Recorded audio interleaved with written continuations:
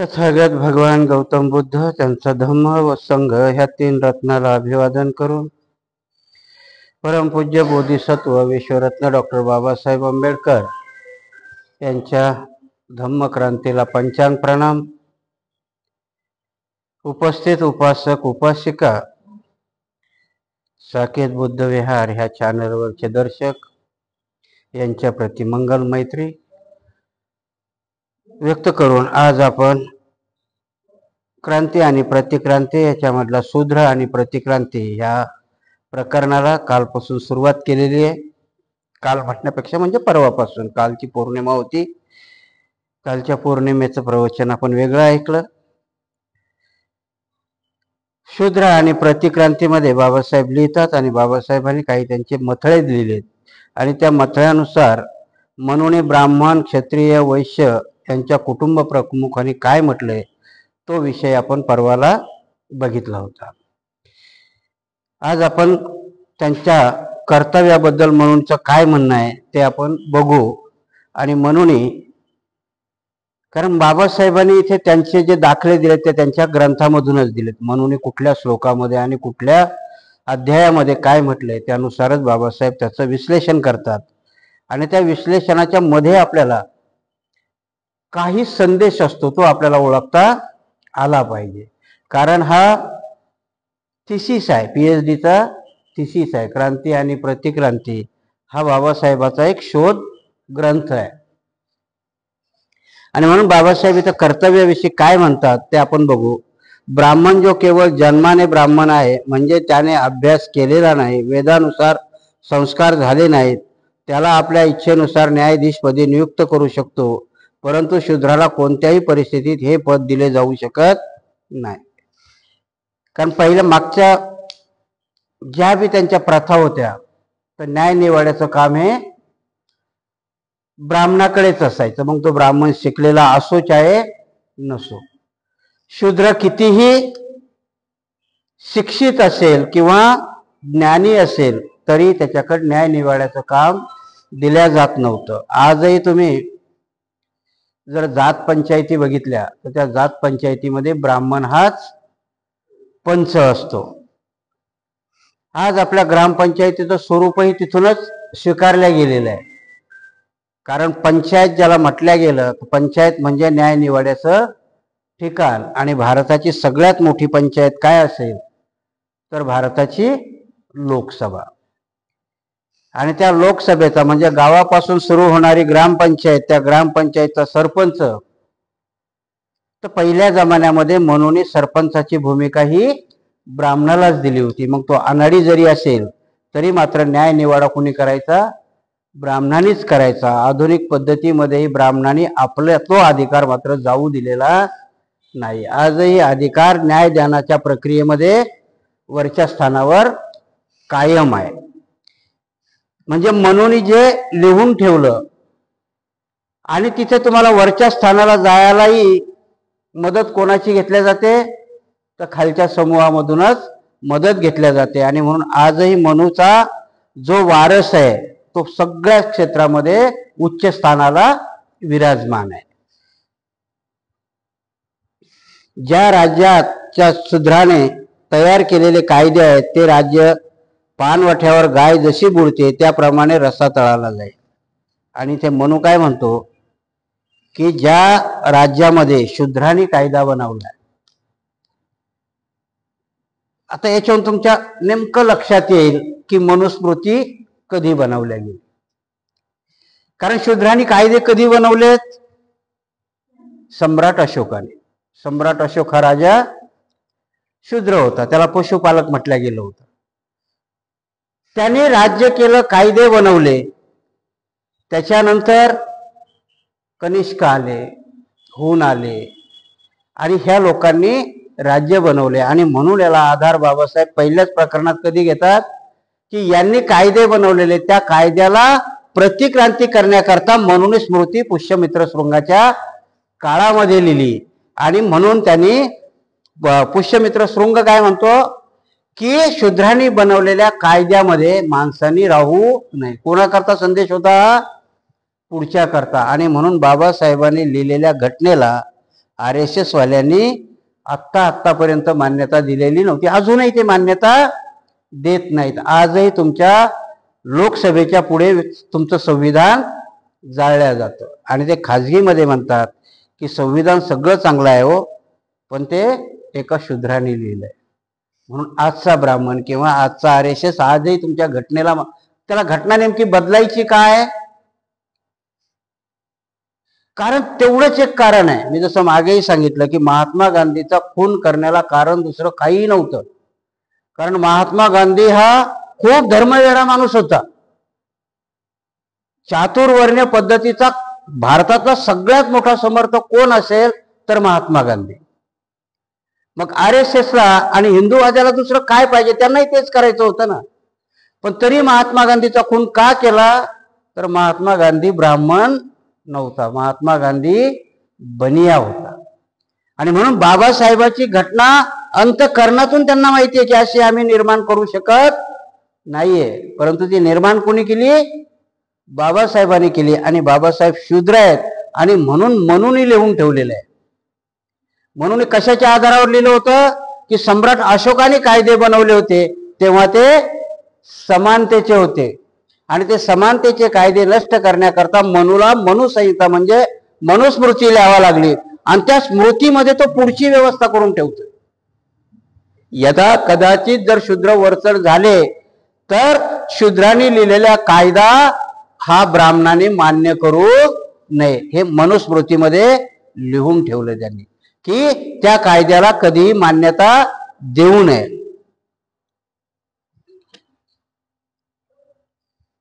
ज्या उर्मटपणे शूद्र जर ब्राह्मणाला धर्मज्ञान शिकवू लागला तर राजाने त्याच्या तोंडात व कानात उकळते तेल टाकावे. आणि यदा कदाचित कुठलाही शूद्र राजा किंवा शूद्र माणूस जर ब्राह्मणाला धर्मज्ञान सांगत असेल आणि उर्मटपणाने ते मान्य करायला जर लावत असेल तर त्या क्षत्रिय राजाने त्या शूद्राच्या कानामध्ये गरम तेल करून टाकलं पाहिजे, तोंडामध्ये गरम तेल करून टाकलं पाहिजे.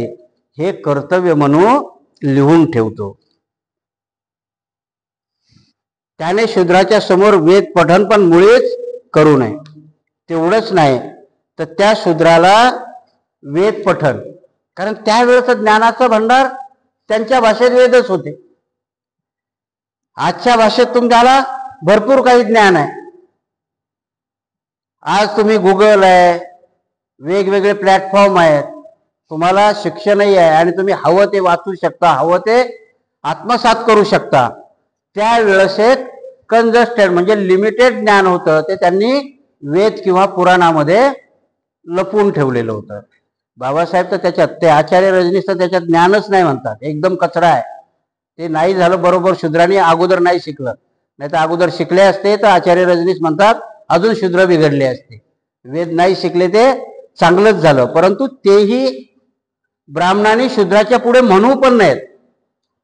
कारण ते ऐकले तरी त्यांना ज्ञान प्राप्त होईल म्हणून म्हणू त्यांच्यावर एवढं रिस्ट्रिक्शन आणतो की शूद्राच्या समोर वेद पठण पण करू नये.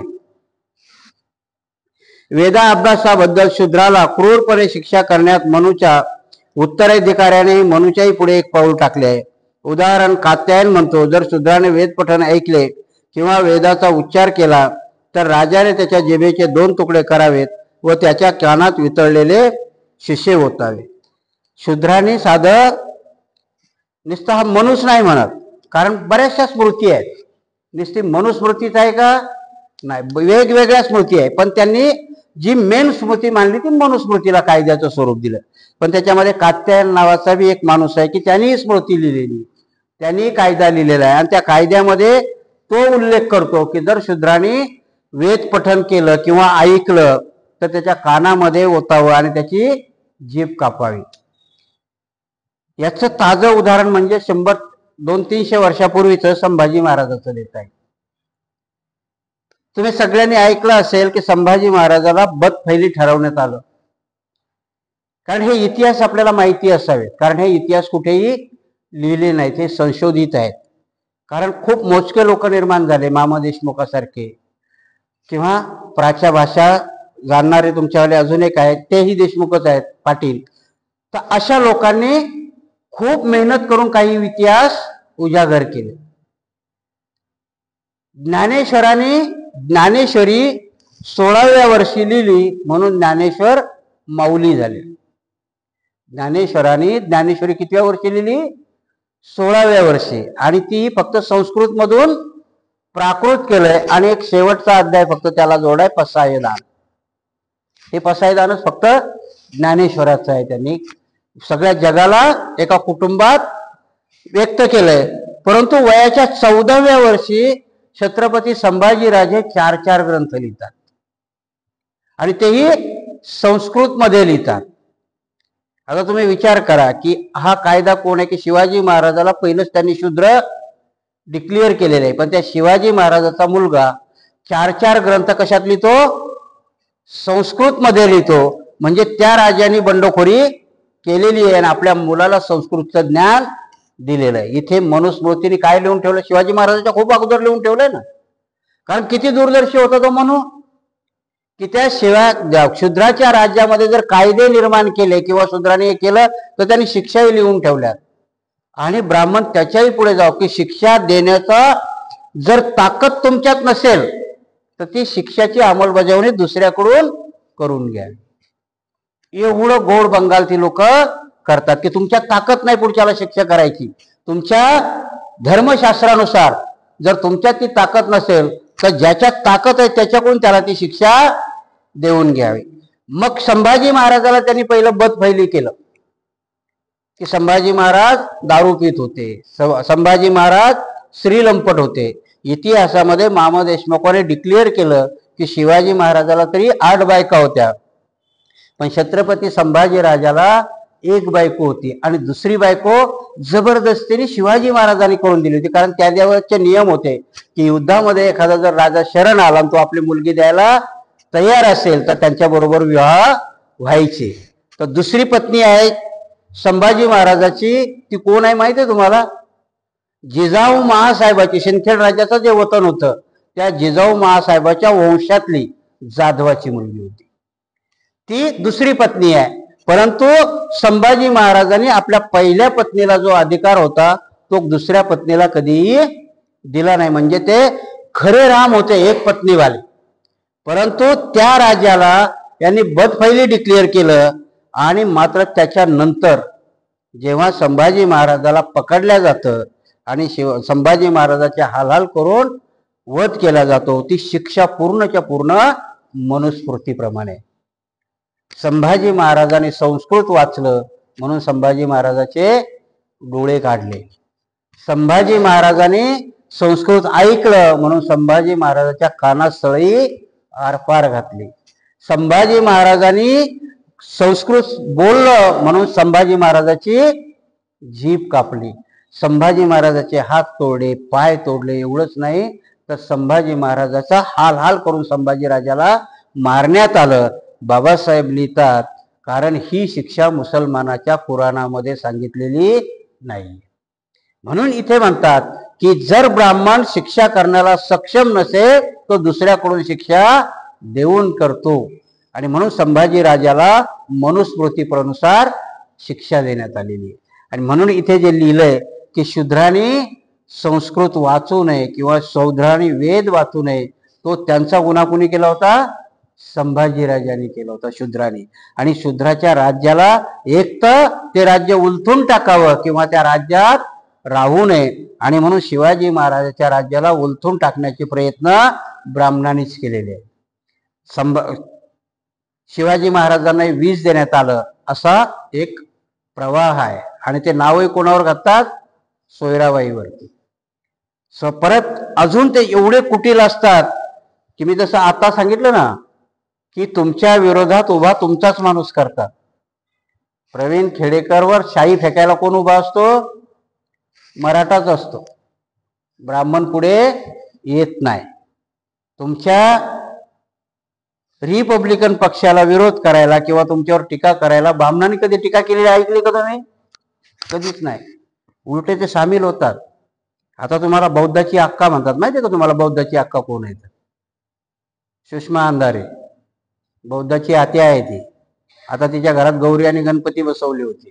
बघितलं का तुम्ही? आलं टीव्हीवरती बऱ्याच ठिकाणी. आणि त्या बाईला एवढी आरती पाठ आहे की विचारू नका. आणि तुमचे लोक 60-60 हजार रुपये देऊन त्याला भीम जयंतीला बोलावतात. अशी तुमची बौद्धाची आत्या आजकाल उद्धव ठाकरेच्या बोटात विसावलेली आहे. हे कुणी केलेलं आहे की तुमचीच लोक तुमच्या विरोधात उभी करण्याचं बीज हे म्हणून तिथे पेरून ठेवलेलं आहे. बाबासाहेब त्याचा दाखला देतात की बाबासाहेब सांगतात की त्या लोकांनी एवढ्या चतुरपणाने की भविष्यामध्येही तुम्ही कसं वागावं हे त्यांच्याकरता लिहून ठेवलेलं आहे. आणि कोणाच्या करवी करून घ्यावं तेही लिहून ठेवलंय. आजपर्यंत ते चालत आलेलं आहे. म्हणून प्रवीण गायकवाडवर शाई फेकणारा मराठाच असतो. तुमच्या आरपीआयला शिव्या देणारा किंवा आरपीआय मध्ये उभी फूट पाडणारा तुमचा आरपीआयचाच असतो किंवा तुमचा बहुजनामधलाच असतो. आणि म्हणून इथे बाबासाहेबांनी ते लिहून ठेवलंय की मनुस्मृतीचे हे बॅकड्रॉप आहे की त्याचा शूद्रावर काय परिणाम झालेला आहे तो आजपर्यंत जायला मागत नाही. शूद्राच्या मालमत्तेच्या हक्काबाबत म्हणू म्हणतो की शूद्राने जर मालमत्ता जमवली तर त्याच्या बाबतीत म्हणू काय म्हणतो ते बघूया. मनुस्मृतीमधल्या 10व्या अध्यायातला 129वा श्लोक आहे. त्यामध्ये तो म्हणतो शूद्र हा गुलाम असल्याने त्याला जरी अधिकार असला तरी त्याने संपत्तीचा जास्त साठा करता कामा नये, कारण त्यामुळे तो श्रीमंत होईल, गर्विष्ठ होईल व तो ब्राह्मणांना क्लेश देईल. इथे म्हणून लिहून ठेवलंय की शूद्र किती कमवलं पाहिजे? शूद्राने फक्त आपल्या पोटापुरतं. त्याच्यात पुढे जाऊन तो म्हणतो की त्याने ब्राह्मणाची सेवा केली पाहिजे. आणि म्हणून शूद्राला संपत्ती जमावण्याचा अधिकार नाही. आता परत तुम्ही ते सगळे बसलेले असताल, जे ऐकणारे असतात, आता परत तुमच्या डोक्यात तुम्ही शूद्र आहात हे आला असेल. तुम्ही शूद्र नाहीयेत, तुम्ही अवर्ण आहात. त्या शूद्रामध्ये कोण आहे? धनगर, कुंभार, चांभार, तेली, तांबोळी हे शूद्र आहेत. आणि त्यांनाही संपत्ती जमावण्याचा अधिकार नाही. 12 बलुतेदार होते ते, तर त्यांना संपत्ती जमू नये म्हणून त्यांनी कुंभाराने जर गाडगे मडके बनवले तर ते ब्राह्मणाच्या घरी दिले तर त्याच्या बदल्यात त्याला फक्त ज्वारी दिल्या जात होती किंवा बाजरी दिल्या जात होती, पैसा नाही. सांभाराने बुट शिवले तर त्याच्या बदल्यातही त्याला धन दिल्या जात नव्हतं. त्याने आपला हक्क मागण्याकरता सुवर्णाच्या दारामध्ये फक्त भाकरी मागितल्या पाहिजे. आणि म्हणून इथे सांगितलं होतं की शूद्राला धन जमावण्याचा अधिकार नाहीये. का नाहीये? तर शूद्राजवळ जर धन झालं तर तो उन्मत्त होईल, तो ब्राह्मणाची इज्जत करणार नाही. आणि मग तोच प्रवाह आज काय झालाय? आपल्यामध्ये आलाय. आणि आपणही काय म्हणतो की आपल्यातला एखादा माणूस वर चढला तर त्याचे पाय धरून ओढायला आपण तयार होतो, कारण त्याला आपण धनवान बनू देत नाही. कारण ही त्यांची वृत्ती आपल्यामध्ये आली. आणि म्हणून बाबासाहेबांनी एका ठिकाणी शब्द केला. बाबासाहेबांचा तुम्हाला जर महाडचा सत्याग्रह आठवत असेल, आणि मनुस्मृती कोणाच्या हाताने जाळली बाबासाहेबांनी? मनुस्मृती बाबासाहेबांनी नाही जाळलेली, बाबासाहेबांनी चिटणीसाच्या हाताने जाळलेली. चिटणीस नावाचा त्यांचा मित्र होता आणि त्याला ती मनुस्मृती जाळायला लावलेली आहे बाबासाहेबांनी. नंतर तो बदलला. महाडचा सत्याग्रह कधी केला होता? तर त्या महाडच्या म्युन्सिपाल्टीने ठराव केला होता.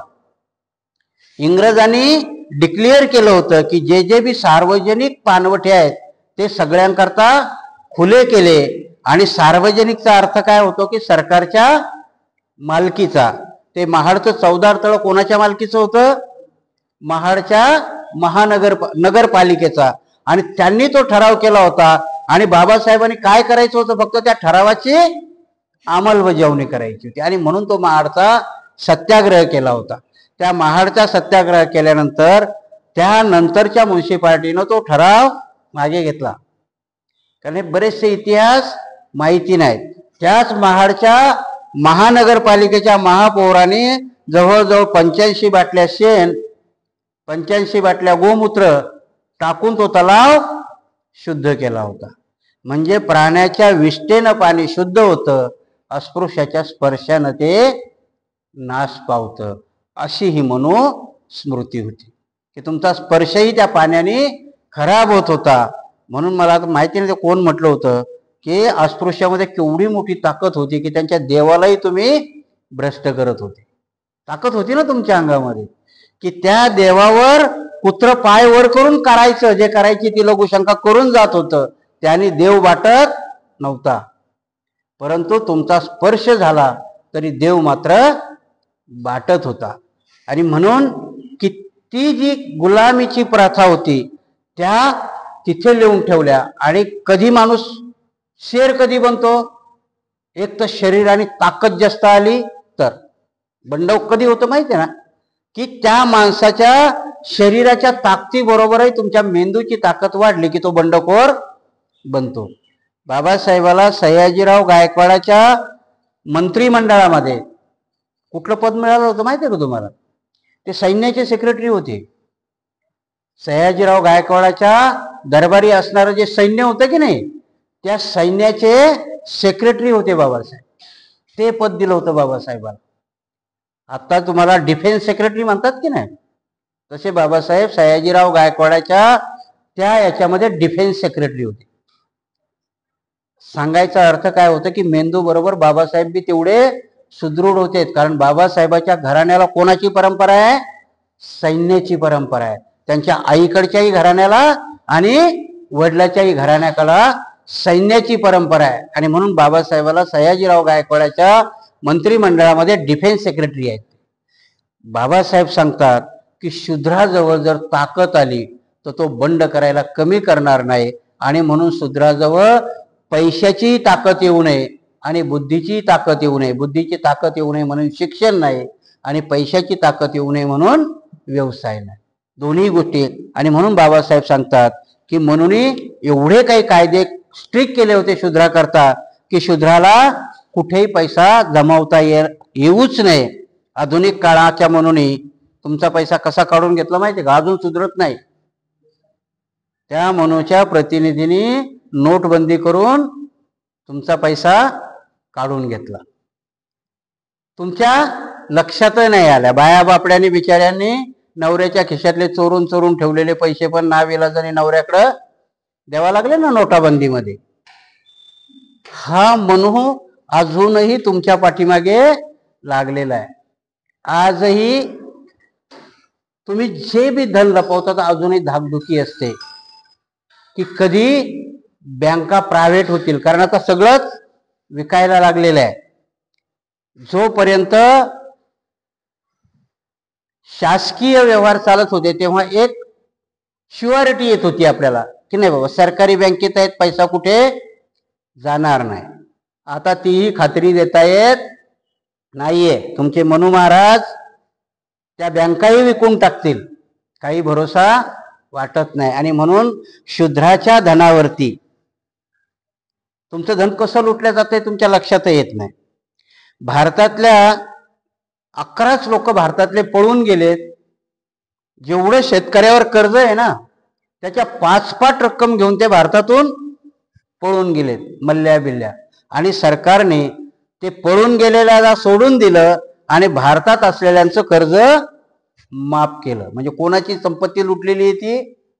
शूद्राची. म्हणूनच लोकांमध्ये काय सांगितलेलं आहे की जर गरज पडली तर शूद्राच्या संपत्तीवरती राजाने जप्ती आणावी. ती इनडायरेक्टली कशी आणल्या जाते? तर अशी आणल्या जाते. कारण शेतकऱ्याला कर्ज माफ केल्या जात नाही. त्यांनी आत्महत्या केल्या तरी कर्ज माफ केल्या जात नाही. पण उद्योगपतीचं कर्ज त्याला राईट ऑफ म्हणतात. तुम्ही शब्द ऐकला असेल की मोठमोठ्या लोकांचं कर्ज राईट ऑफ केलं. ह्या मनूच्या कायद्यानुसारच आजही ते वागतात. घटनेला एका बाजूला बसून. कारण शेतकरी कोण आहे? शूद्रच आहे ना. जरांगे पाटील तेच तर भांडण भरतात की मला कुणबी म्हणा, मला शूद्र म्हणा. लढाई ती सुरू आहे ना सध्या. मला आता मराठा म्हणू नका, मला शूद्र म्हणा म्हणतात ते. कुणबी म्हणजे शूद्र. आणि त्या शूद्राच्या जाती कोण आहेत? तर शेतकरी आहेत. ह्यानुसार की बाबासाहेब जसं सांगतात की शूद्राला धन जमावण्याचा किंवा संपत्ती जमावण्याचा अधिकार नाही. आधुनिक मनूही तुम्हाला तेच करतायत. फक्त लढाई आमच्यावाली. ते खांद्यावर बंदूकही तुमच्या शूद्राच्याच ठेवल्या जातात.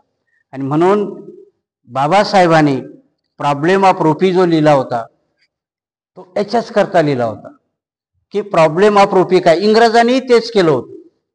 कारण इंग्रजाला माहित होतं, कारण इंग्रज आले होते 1.25 लाख आणि त्यावेळेच्या 32 कोटीवरती राज्य करून गेले.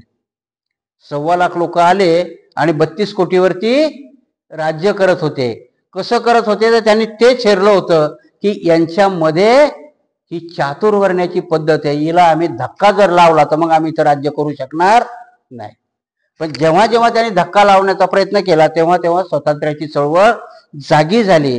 कारण ह्या मनूनी एवढं घट्टपणाने लिहून ठेवलेलं आहे की त्यानुसार शूद्राला कुठेही मजबूत होऊ दिलं नाही. आणि म्हणून बाबासाहेब त्यांचे हे श्लोक उद्घृत करतात.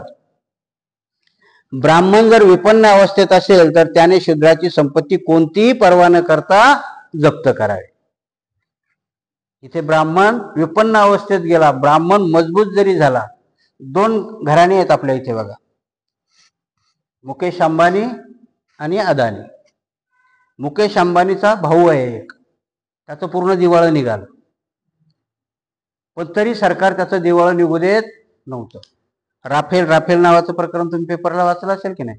याच्याशी कनेक्टेड आहेत ह्या गोष्टी. ज्या आधुनिकतेच्या गोष्टी आहेत ना, ह्या कनेक्टेड आहेत. त्या अंबानीला त्याच्याकडे कुठलाही एक्सपिरियन्स नाही, तरी त्या जर ऑस्ट्रेलियाच्या कंपनीशी त्याची भागीदारी, कारण भारतामध्ये जर कुठली कंपनी काढायची तर एक अट असते की त्या कंपनीला किमान 10 वर्ष भारतातल्या माणसाशी भागीदारी करावं लागते, तरच त्याला आपल्या इथे कंपन्या काढता येतात. 10 वर्षानंतर ते फ्री होतात, पण 10 वर्ष त्याला भारताच्या माणसाबरोबर भागीदारी करावी लागते. तर त्या रफाएल कंपनीने भागीदारी कोणाशी करायला लावली त्यांनी? त्या मुकेश अंबानीच्या भावाशी, ज्याचं दिवाळं निघाला. त्यानं कधी विमानाचा एक पार्ट सुद्धा बनवलेला नाही. इथे तेच सांगितलं त्यांनी की जर ब्राह्मण विपन्न अवस्थेत जात असेल तर त्याने शूद्राची संपत्ती जप्त करावी, बिनदिक्कतपणाने करावी. त्याला आता तुम्ही म्हणाल की त्याला कॉन्ट्रॅक्ट दिलं तर तुमची संपत्ती कशी दिली? त्याला ते कॉन्ट्रॅक्ट देताना सरकार जे सबसिडी देतं ते तुमच्या पैशातून देतं. म्हणजे तुमचा पैसा बेदिक्कतपणे कोणाला दिलाय? त्याला दिलाय. तुमच्या लक्षात येत नाही. तुम्ही 1500 रुपयात लाडक्या बहिणी मोकळ्या होतात. 1500 रुपये भेटल्या की लाडक्या भावाला मतं द्यायला तयार. इथून बाबासाहेब सांगतात की तुमची संपत्ती त्यावेळेस ते दादागिरी करून घेत होते, आता वेगळ्या मार्गाने तुमची संपत्ती गेल्या, कारण तुम्हाला माहितीच नाही ही संपत्ती तुमची आहे. कारण परत तुमच्या डोक्यात तो एक पगडा असतो की आम्ही कुठे इन्कम टॅक्स भरतो. जो इन्कम टॅक्स भरतात त्याच्यापेक्षा कितीतरी पटीने टॅक्स आपण भरत असतो, ज्याला इनडायरेक्ट टॅक्स म्हणतात. की आम्ही चहाची पुडी जरी घेतली तरी त्याच्या जो प्रोडक्शन व्हॅल्यू असते त्याच्यावर सरकारने एक टॅक्स लावलेला असतो. तो टॅक्स आम्ही सकाळी उठल्यापासून तर संध्याकाळी झोपेपर्यंत भरतच असतो, कारण ते आमचे पैसे असतात. आणि कशा करता दिलेले असतात? ते वेलफेअर चालवण्याकरता, की आमच्या सरकारने आमचं राज्य चांगल्या पद्धतीने चालवावं. बाबासाहेब आपल्याला आर्थिक शहाणं बनायला सांगतात, बाबासाहेब आपल्याला घटनेचं शहाणं बनायला सांगतात. आम्ही फक्त राजकीय शहाणे झालो, तेही पूर्ण शहाणे नाही झालो, अर्धे शहाणे होत. राजकीय शहाणे पूर्ण आहेत का आपण? नाही. बाबासाहेबांनी आपल्याला आध्यात्मिक शहाणं व्हायला सांगितलं, फायनान्शियल शहाणं व्हायला सांगितलं, घटना वाचून शहाणं व्हायला सांगितलं.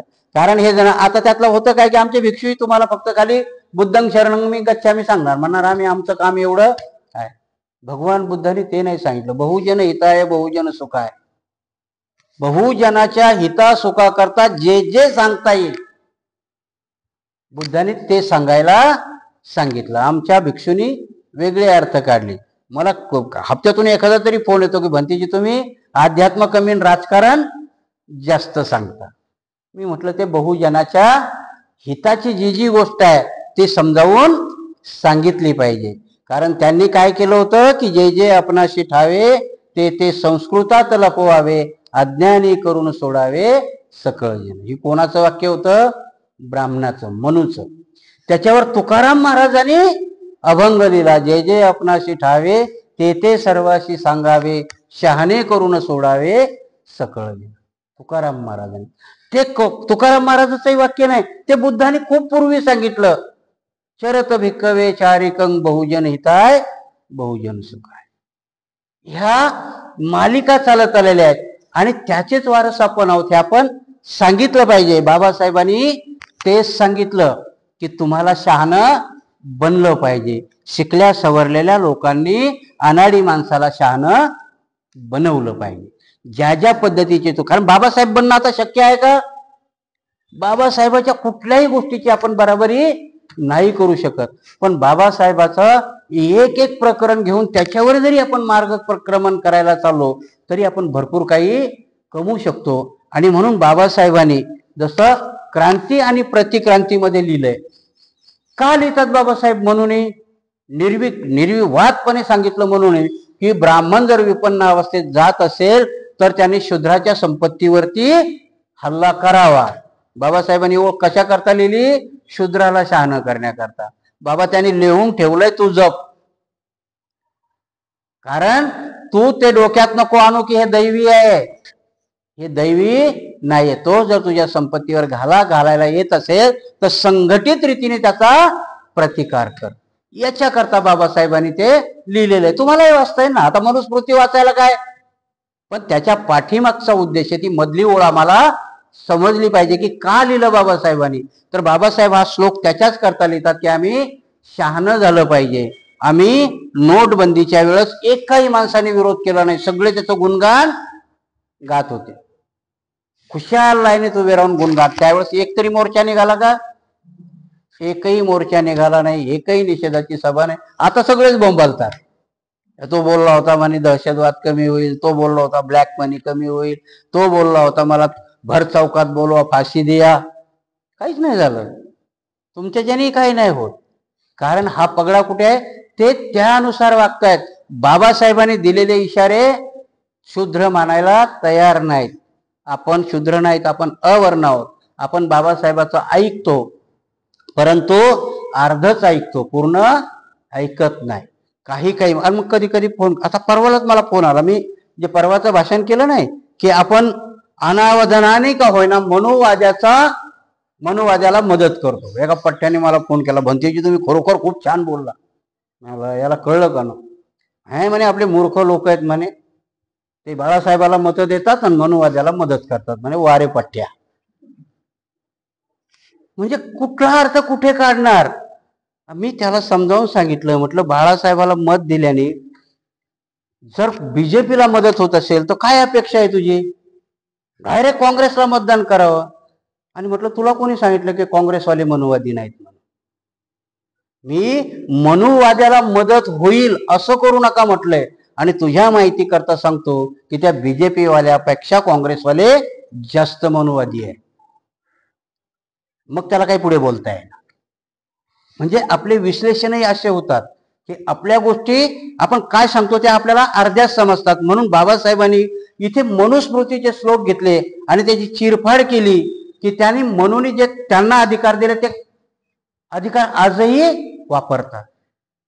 आजही न्यायालयामध्ये न्यायाधीश नेमण्याकरता बाकी सगळ्या सर्व्हिस करता परीक्षा आहे. जर महाराष्ट्रामध्ये गेलं तर MPSC आहे, केंद्रामध्ये गेलं तर UPSC आहे.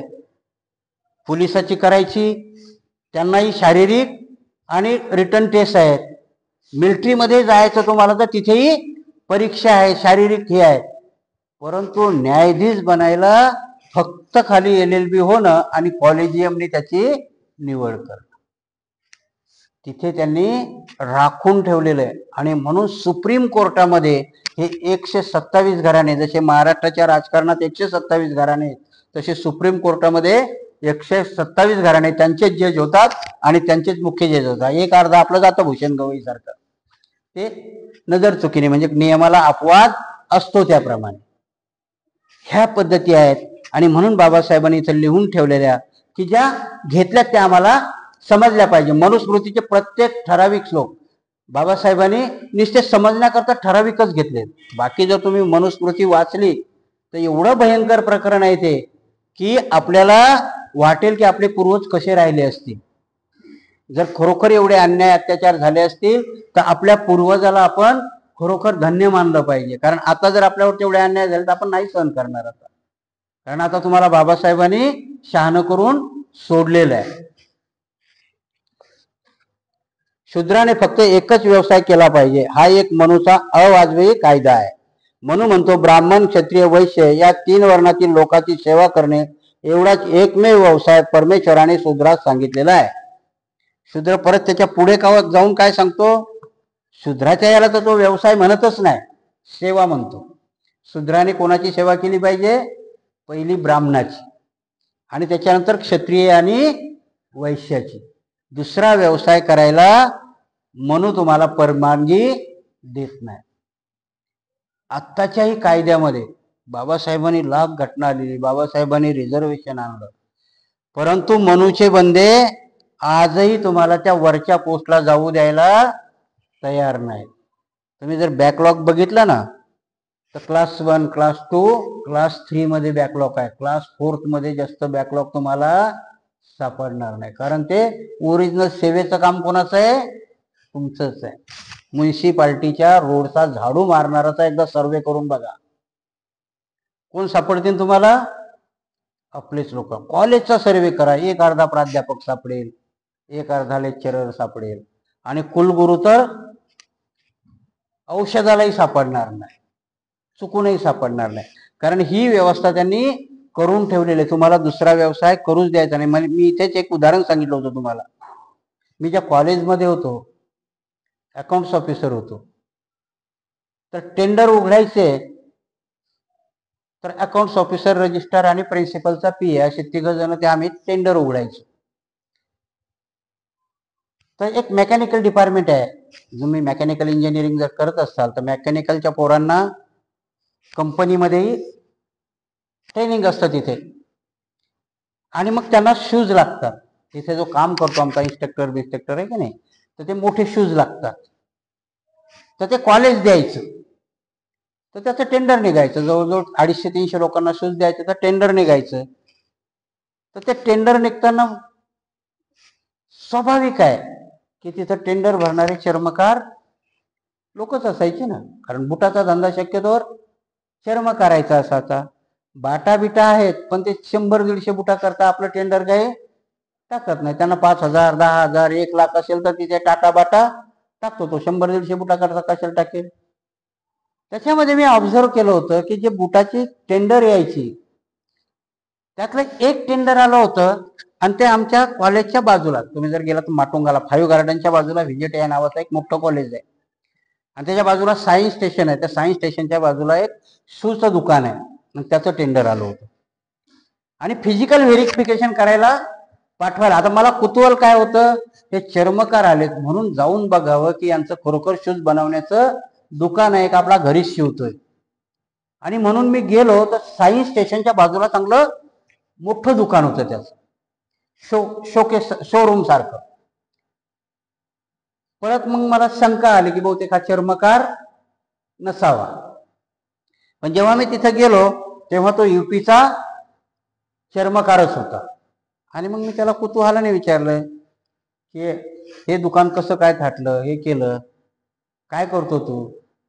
तर मला धक्का लागला. तो कॉम्प्युटर इंजिनियर होता पोरगा, जो दुकान चालत होता की नाही. कोण होता तो? कॉम्प्युटर इंजिनियर होता. म्हटलं तू इंजिनियर आहे, आणि त्यावेळेस नेमकंच कॉम्प्युटरची शाखा नेमकी झाली. म्हणजे खूप भाव होता कॉम्प्युटर इंजिनियरच्या लोकांना. म्हटलं तू हे का करतोस? मग कॉम्प्युटर इंजिनियर आहे, चांगलं आहे, कर. कॉम्प्युटरचाही स्वतःचा व्यवसाय करता येतो. त्यांनी जी मला स्टोरी सांगितली, तो म्हणे मी BJP मध्ये काम करतो. म्हटलं ठीक आहे ना, राजकीय लेवलवर कुठेही काम कर, पण व्यवसाय काय? नाही म्हणे, मला नोकरी लागली होती, चांगला 75,000 पगारही होता, पण ज्या सर्कलमध्ये मी काम करतो त्यांनी मला ते सोडायला सांगितलं. काय नोकरी करतो म्हणे? मला तिथल्या सहकारी बँकेकडनं लोन घेऊन दिलं, ही जागा घेऊन दिली, दुकान काढून दिलं. आता मी इथे जवळजवळ 1.5 लाख रुपये महिन्याला कमावतो. म्हणजे आर्थिक दृष्ट्या आता तुम्हालाही वाटेल ना, काय वाईट केलं त्यांनी, एवढं मोठं दुकान काढून दिलं. 75,000च पगार भेटत होता, 1 लाख रुपये, 1.25 लाख रुपये कमावतोय, म्हणजे चांगली गोष्ट आहे.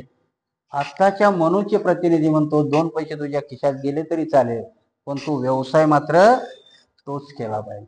तू कॉम्प्युटर इंजिनियर होता कामा नये, कारण पुढच्या पिढ्या तुझ्या डेव्हलप होतील. तू सांभार आहे, सांभाराचंच काम केलं पाहिजे, भले 75,000च्या ऐवजी 1,00,000 रुपये कमव, म्हणून लिहून ठेवलं.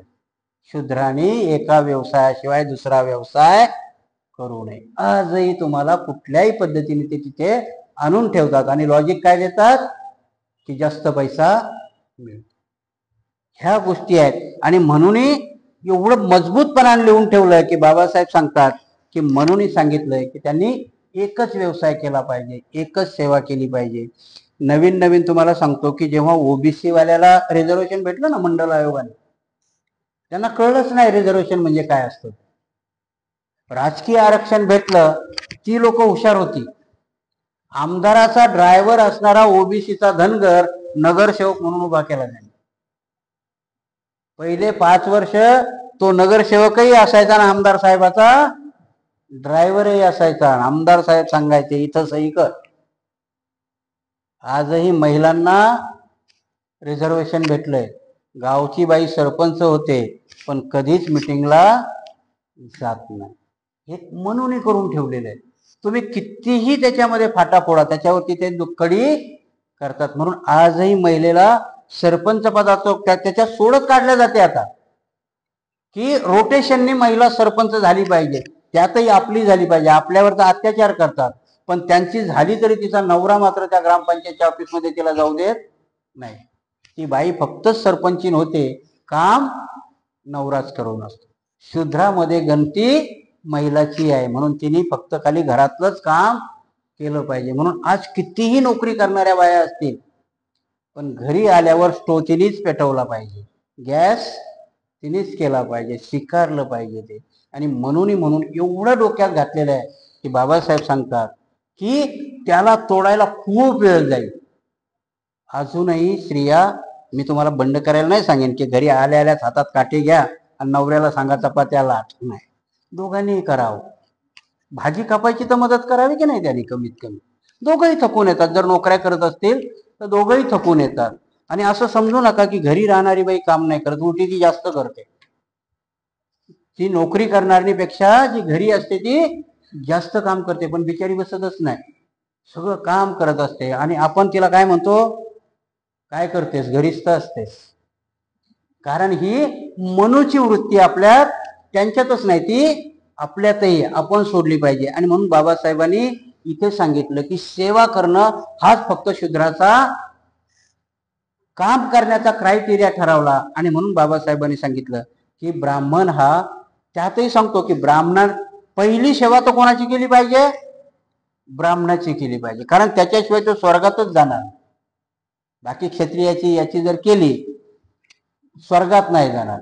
आणि शूद्राला स्वर्ग लवकर नाही मिळत, कारण शूद्राचा पहिला क्रायटेरिया पुढच्या जन्मात क्षत्रिय होण्याचा असतो की नाही. त्यानं कधी क्षत्रिय व्हावं, क्षत्रियाचा ब्राह्मण व्हावं, मग स्वर्गात जावं. तोपर्यंत, कारण जोपर्यंत तो ब्राह्मणाची सेवा करत नाही तोपर्यंत स्वर्गात जात नाही. म्हणजे दोन दोन गोष्टींनी म्हणून तुम्हाला भुलावण दिलेली आहे की तुम्हाला परलोकाचं सुखही दाखवलेलं आहे आणि ते नाही ऐकलं तर मात्र शिक्षाही फरमावलेली आहे. दोन्ही बाजूनी म्हणून शूद्रावरती अत्याचार केलेला आहे आणि त्या अत्याचाराला पुष्टी मात्र धार्मिकतेची ग्रंथाची दिलेली आहे. ब्राह्मणाची सेवा करून जर शूद्राचा उदरनिर्वाह होत नसेल तर त्याने क्षत्रियाची सेवा करावी किंवा वैश्याची सेवा करावी. परंतु स्वर्ग प्राप्तीसाठी किंवा पुनर्जन्मासाठी शूद्राने ब्राह्मणाची सर्वप्रथम सेवा करावी. त्याला ब्राह्मण सेवक म्हणून संबोधण्यात येईल व त्यामुळे त्याचे सर्व हेतू साध्य होतील. त्याने पोट भरण्याकरता कोणाचीही सेवा करावी, पण त्याला जर स्वर्गात जागा पाहिजे असेल किंवा पुनर्जन्मामध्ये वरचीही पाहिजे असेल तर त्यांनी ब्राह्मणाची सेवा केली पाहिजे. आज आपण हे प्रकरण इथेच थांबूया, बाकी उद्या बघू.